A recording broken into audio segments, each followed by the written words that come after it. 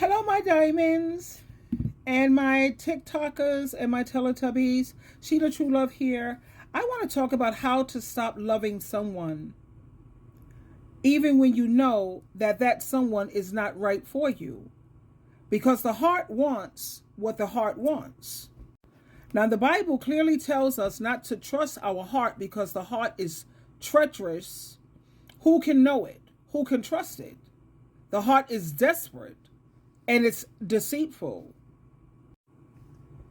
And that is found in Jeremiah chapter 17, verse 9, where it says that the heart is deceitful. The human heart is the most deceitful of all things and desperately wicked.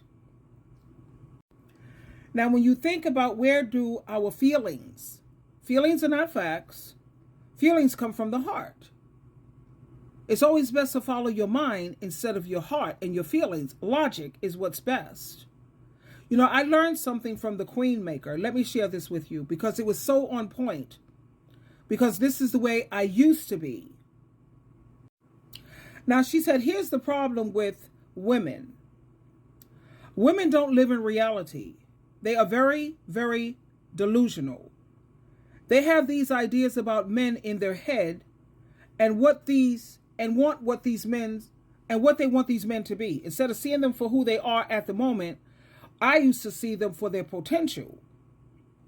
It's like having a movie and they have a cast, you know, the cast inside their head, and there's a role for this knight in shining armor that's going to sweep her off her feet and worship her and only her for eternity. His eyes see nobody else but her. His eggplant yearns for nobody else but her. She finds a man that she likes. She has already created this picture, this movie in her delusional mind, guilty, basing things off of his potential instead of where he's at. So she's created this picture and this delusion in her mind, and she wants to trap that man to worship her for eternity. I didn't want worship because worship only belongs to God. Now, if he does not play every single thing and role she has in her fairy tale and delusional mind, she wants to blow up the world. She's just so unsatisfied. She's just totally disgusted. And a lot of men are struggling trying to live up to this delusion that women have in their fairy tale minds. And I know several people in my family, a person anyway, who's like that. He has this movie in his head, you know, it's called maturity, and all in time, hopefully, he'll grow out of that. You know, you have this picture and you want everything to look like that picture that you have in your head. And when it don't look like that picture exactly, you're disillusioned and you're not happy. And thanks to Jehovah God and Jesus Christ, I've waken up from that. But that's maturity. Let me share something with you on how to stop loving someone even because you know they're no good for you. This is so helpful and useful. Please listen to each and every word. Okay, here we go. How to stop loving someone who's not good for you. Love is a strange thing, isn't it? It doesn't care if someone is bad for you. It doesn't care if they've hurt you, neglected you, or made you question your worth. Your heart will still hold on, still crave them, still replay the good times like a highlight reel, while conveniently muting all the red flags. But here's the truth. Loving someone who isn't good for you is like drinking poison and hoping it'll turn into medicine. No matter how much you wish things were different, some people will never be what you need them to be.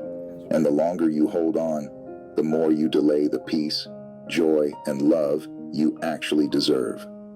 So how do you let go? Number 1, see things for what they are, not what you wish they were. Stop romanticizing their potential. Stop holding on to who they could be or who they used to be. Who are they right now?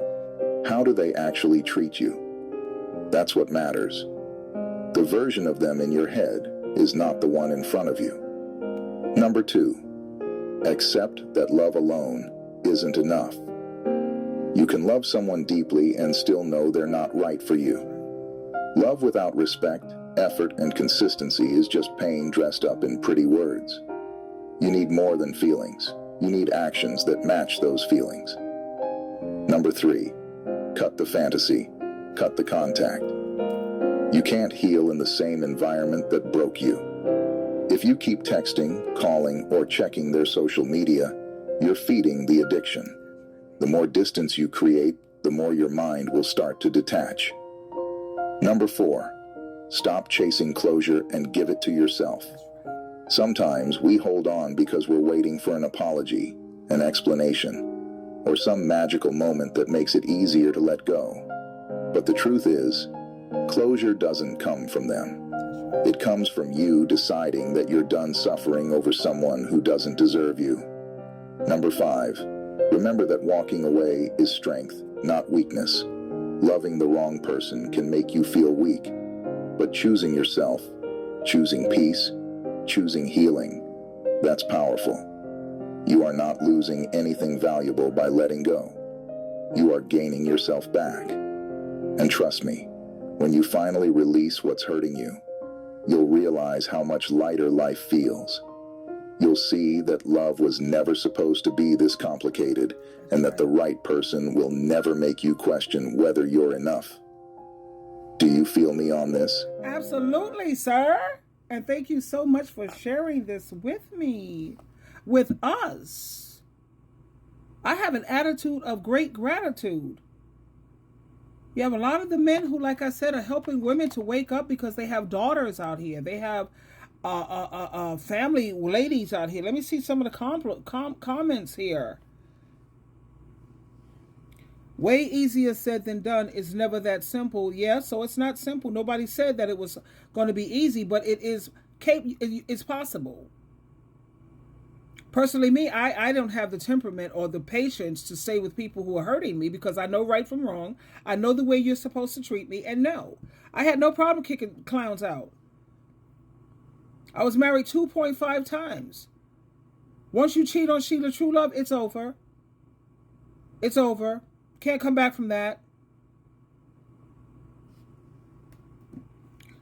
A lot of people says, yes, it's so effing hard to let go. Thank you. It definitely makes sense. I need to do it for myself. Won't be easy, but it's necessary. And I know how hard it is. The hardest one for me to have let go was Gregory Elliott. He's gone now. You know, that was the hardest one because he taught me so much. I love a man who could teach me things. And he was also very generous. He was very generous when it came to money, you know, but he was unfaithful.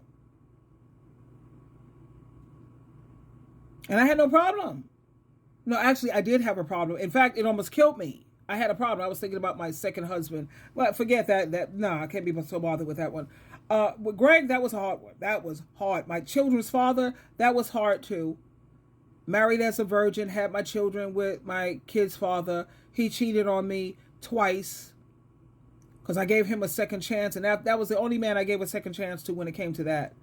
And that's because I was, you know, I was a virgin, lost my virginity to him. I was still very green, very naive, very foolish. But when you sat up there, you cheated on me a second time. I don't care. No. That's ridiculous. No. I don't have a problem to some extent, especially now, letting go of anyone who is capable of hurting me because I think you're demonic. You have to be pretty demonic to hurt someone who's loving, who's kind, who's genuine, who's authentic, and who's always going to have your best interests at heart. And you can hurt me? You're pure evil. You're pure evil. So I have no problem walking away and cutting you off. And let me tell you something. I don't care who you are. Whether you're my flesh, my blood, my children, my brothers, my cousins, I don't care. Because for you to be able to hurt someone like me, I think, like I said, you're demonic. Anyway, I have to go, my darlings, but this is how to stop loving someone when you know for sure that that person is, you know, not treating you right. And like this video said, stop living in a delusion and seeing this picture in your mind. See them for who they really are and also be realistic.